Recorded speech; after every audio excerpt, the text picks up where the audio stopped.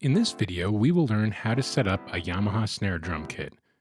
Begin by carefully opening the zipper and remember never to force a stuck zipper. Remove all the parts of the drum and then zip the bag back up and set it aside. Your kit should include drumsticks, two metal pieces that make up the stand, and the drum itself. Begin by opening the three legs on the bottom half of the stand by loosening the nut a turn and pulling the collar about a third of the way down. The center of the stand should not be touching the floor, but the feet should be apart enough that the stand is stable.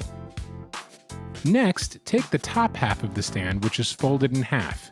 Find the nut in the center, loosen that by one or two turns, and then extend the stand so it's in a relatively straight line and retighten that screw.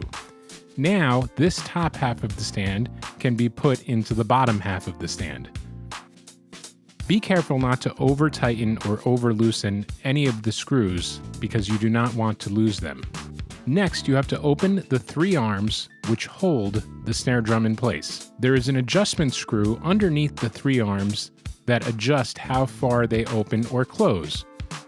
If they're adjusted too high, then the arms don't open far enough and the drum will sit on top of the feet, and this is incorrect.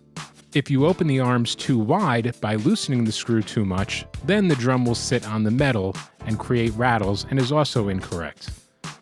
The drum should fit snugly within the three rubber feet.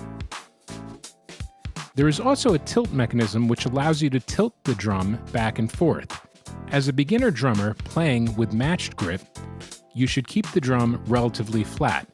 If the drum is not flat, you can loosen the tilt screw and make the adjustment so the drum is flat and then retighten that screw. The last step is adjusting the height of the drum. The drum should be at about waist level. Your snare drum is now completely set up and ready to play.